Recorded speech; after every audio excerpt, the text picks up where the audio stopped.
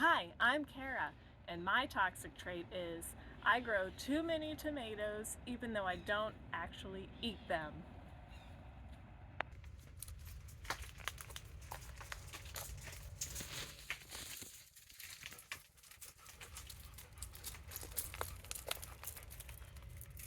So why do I grow too many tomatoes even though I don't like to eat them?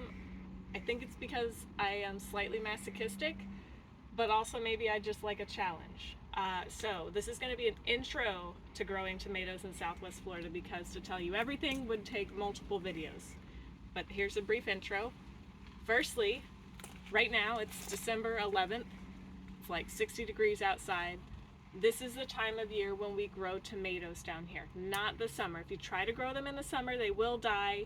You will set yourself up for failure and heartbreak. Don't do that. They still might die in the winter. That happens. There's a lot of things. So start yourself off by starting them in the winter. You can start your seeds in August or September, grow them all winter long. Come April, just stop. Don't even try anymore. Forget about it. So tomatoes are like the Goldilocks of vegetables. They don't like it too hot or too cold. They don't like it too wet or too dry, too humid or too dry, all of that. So they will also be killed by a freeze, and that is why you see I have these tomatoes growing against the house here. They're growing against the house, they're protected. So we do get an occasional freeze down here in Southwest Florida in the winter. By being against the house, we don't have to cover them when those freezes happen. They'll be fine here. They get the warmth coming from the concrete on the side of the house. The other reason I'm growing them under the eaves is because the other big limiting factor with tomatoes is diseases.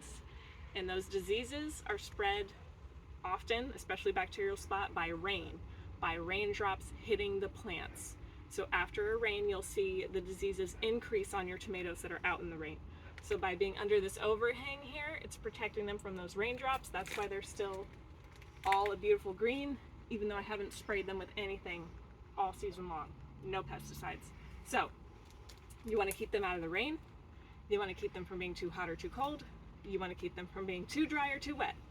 So you can't overwater them, because that will also kill them. Don't underwater them, don't overwater them. Again, they're the Goldilocks, they're a pain in the butt.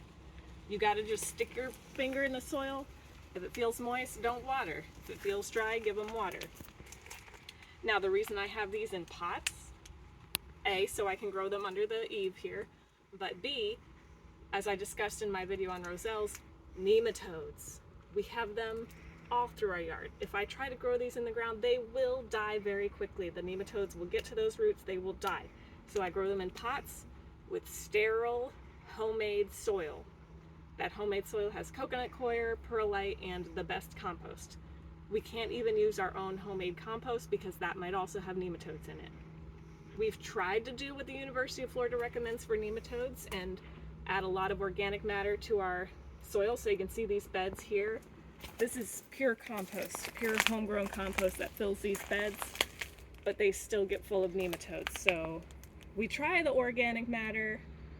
The nematodes here are too strong. They don't care. They're in there anyway. So start your tomatoes in pots. Keep them covered and out of the rain. Keep them safe from freezes, safe from heat. Don't try to grow them in the summer. Don't go and try it and then cry that your tomatoes died. That's on you. Now the other big thing for tomatoes, other than their diseases, is of course pests. So your insect pests are the big one. You have your caterpillars that will feed on them. I'm not going to tell you how to spray for all that right now. I'm just going to let you know what happens. You've got white flies. That's probably the biggest one. And the white flies, it's not just them being on the plant that's a problem. Let's see if we have any right now. Usually there's there's a little white fly there. So it's very common to get white flies on tomato plants, especially down here in Florida.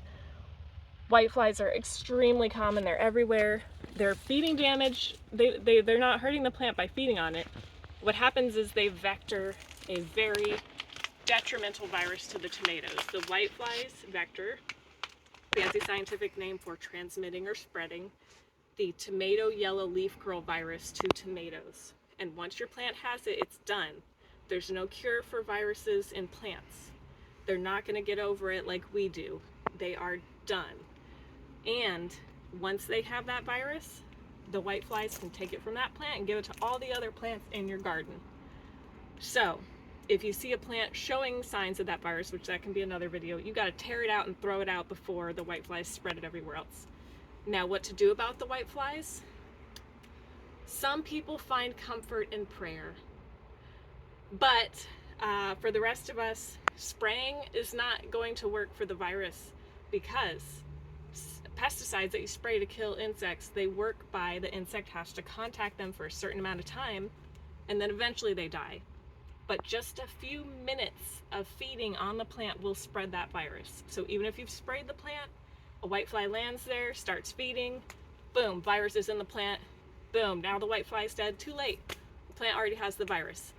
So again, some people find comfort in prayer. I just like to roll the dice and wait and see what happens. I don't spray for whiteflies, I let them do their thing. And if I start to see that any of my plants have virus, at that first sign, I rip that plant out, get rid of it, get the virus out of your environment. Hopefully you're not growing near a bunch of other neighbors who are growing tomatoes irresponsibly and letting the virus go. Hopefully you're away from those people, and then you shouldn't have too many problems with the virus. If you're growing near a bunch of tomato farms, you might have an issue. So just, you know, see what happens, deal with it. I'll have another video some other time on how to spray for other insect pests that you'll get on your tomatoes, because the caterpillars will be coming soon. There's none yet. You can see the plants are beautiful. No caterpillar feeding damage yet, but it's just a matter of time before the moths come here and start laying their eggs and we get caterpillar damage.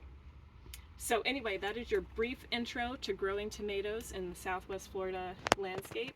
If you have another topic you want me to cover, certain insect pests you want to know about from your friendly neighborhood entomologist, drop it in the comments, and be sure to give us a thumbs up and share this video if you liked it.